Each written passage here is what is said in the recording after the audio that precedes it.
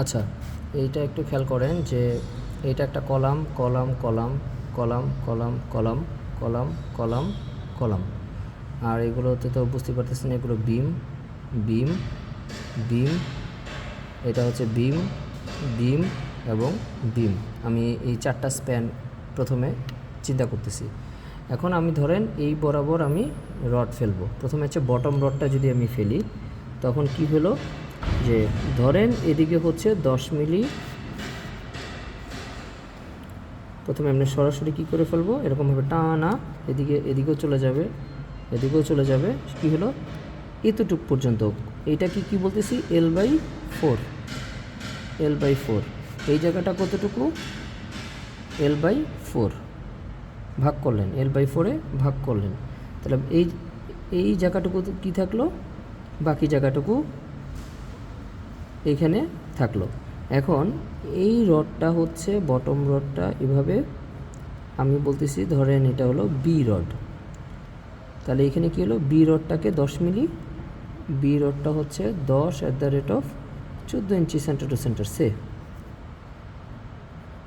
ওখানে চেক করবেন কি আছে। তাহলে এইখানে আমি কি করব, একটা 10 মিলি এক্সট্রা বটম আরও দিয়ে দিব। এইখান থেকে একটা 10 মিলি এক্সট্রা বটম আরও দিয়ে দিব। তাহলে এইখান থেকে এটাও কিন্তু L/4, এটাও L/4,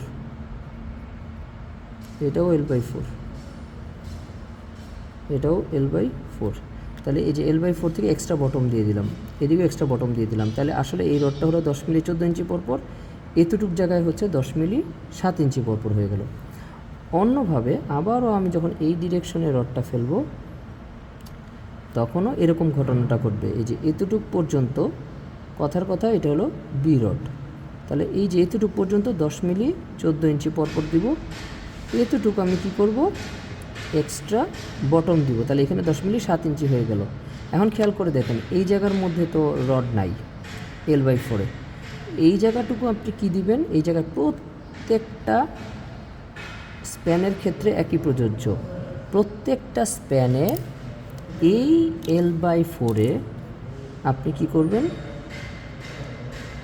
এই জায়গাটায় প্রত্যেকটা L/4-এর এই ডিরেকশনে 10 মিলি @20 ইঞ্চি সেন্টার টু সেন্টার দিয়ে দিলেন। দিয়ে কি করবেন, এটার মতোই যে একটা 10 মিলি আছে না, এখানে আরও একটা 10 মিলি এক্সট্রা বটম কি করলেন, এখানে আরও একটা 10 মিলি এক্সট্রা বটম দিয়ে দিলেন। তাহলে এখানে হয়ে গেল কত, 10 মিলি 10 ইঞ্চি। এই জায়গাতেও আপনি কি করলেন, এখানে দিয়ে দিলেন, তাহলে 10 মিলি 10 ইঞ্চি হয়ে গেল। আমরা সাধারণত এটাকে এই পর্যন্ত টেনে আনতে বলি, হ্যাঁ এই পর্যন্ত টেনে আনতে বলি, সরি এটা এরকম 10। তাহলে এই জায়গায় হলো কত, 10 মিলি 20 ইঞ্চি সেন্টার টু সেন্টার দিয়ে একটা 10 মিলি এক্সট্রা বটম দিই। তাহলে এই জায়গাটায় কত হয়ে গেল, 10 মিলি 10 ইঞ্চি হয়ে গেল।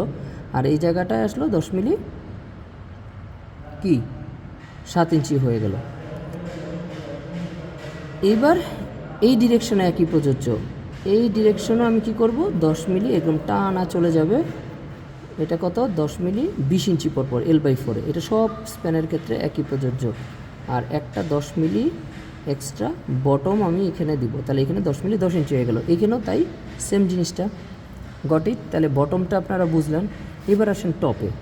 টপে আমি কি করব, এই জায়গাতে আমরা কথার কথা 10 মিলি @4 ইঞ্চি সেন্টার টু সেন্টার, এদিকে হয়তো 10 মিলি 5 ইঞ্চি সেন্টার টু সেন্টার। তাহলে এদিকে 5 ইঞ্চি সেন্টার টু সেন্টার হবে। এই দেখেন 5 ইঞ্চি সেন্টার টু সেন্টার, এই যে L/4-এ এই যে এই 4 ইঞ্চি সেন্টার টু সেন্টার হবে।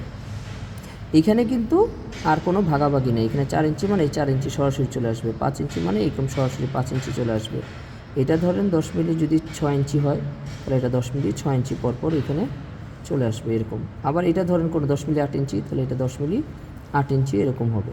এখন এই রডগুলোকে রাখার জন্য আপনারা কী করবেন, এর নিচ দিয়ে বাইন্ডার দিবেন। এই বাইন্ডারটা সরাসরি 10 milli @12 inch centre to centre, শেষ বাইন্ডার দিয়ে দিলেন। তাকে রাখার জন্য আপনি চেয়ার অথবা ব্লক ইউজ করতে পারেন। এখানেও আপনি ধরেন একটা টপ রড, সেটা ধরেন 10 milli 12 milli 4 inch centre to centre, 12 milli 4 inch centre to centre আপনার হবে। একে ধরে রাখার জন্য 10 milli at the rate of binder বসবে। বাইন্ডার সবই 12 ইঞ্চি। এইগুলোকে ধরে রাখার জন্য নিচে দিয়ে কি করবেন, বাইন্ডার ইউজ করবেন যেটা 12 ইঞ্চি, সেগুলোকে ধরে রাখার জন্য ব্লক অথবা চেয়ার ইউজ করবেন। দেখেন এখন এটা বুঝেন কি না, না বুঝলে আবার আমাকে প্রশ্ন করেন। আসসালামু আলাইকুম।